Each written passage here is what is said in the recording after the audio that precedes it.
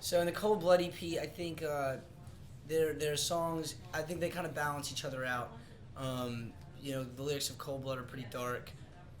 It's not usual that you can write as many like dark lyrics and kind of put them in a row on that one, but you get to balance it out with like the Can You Hear It and stuff like that. So I think it's also a pretty good indicator of the record, kind of songs that balance each other out lyrically, kind of paint the full picture. I think so the songs need each other rather than balancing, inside of songs like a lot of artists do, where they'll have a happy melody with sad words. I think it's a little more straightforward with like the musicality and the lyrics, but as a whole piece, as a whole painting, the songs kind of balance each other out. But yeah, it's dark at times and it's positive at times, and it just kind of winds down that road like that. I was living in Vegas.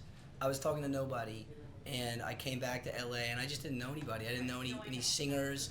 I wasn't doing any open mic nights or anything, and I knew kind of the sound of singer that I wanted for a couple songs in particular, Cold Blood and Can You Hear It, like kind of like a sweet tone up high. And so I went to Craigslist and I put up a little clip of kind of what I was looking for. I got a bunch of singers that hit me up. A lot of it was really bad, as you would expect. I think anything on Craigslist is bad, but I knew what I wanted, and this one girl hit me up, and she sounded great. She came in. She was very strange, but she came in and she sang, and it was awesome, and I knew exactly how to mix it. And I've never seen her since.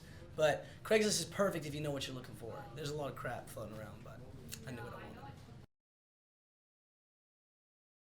Yeah, I think the reason, the difference between LA and Vegas for me was I was living in LA and I just couldn't find any time or any space to kind of just exist and be and take in books and movies and in music and old records. So going out to Vegas to me wasn't really a cultural thing. It was more about having space and kind of a mute button for the universe to be able to just think clearly and practice and spend my time doing that. It's also a lot cheaper to live there. So the biggest difference I've found between the two towns is just that one is kind of quiet and there's a lot of space to operate, I think, inside your mind. Where, but I would never live in Vegas again. It's good for that and just about that only, I think. And going back to LA is it was definitely the right move once it's time, once the stuff has been created. So.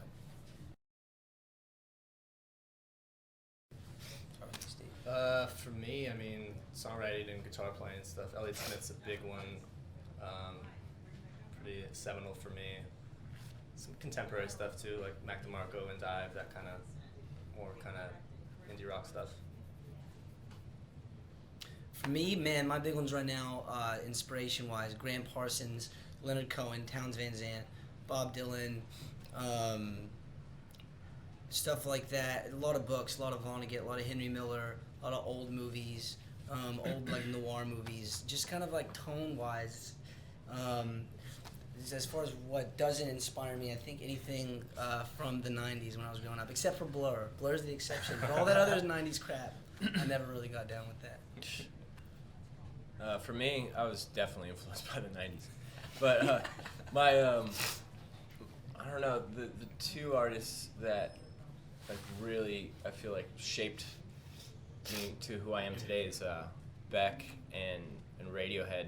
Just really rhythm-based, musics and sonic landscapes and just like quirky, just something that was not run-of-the-mill. So, yeah.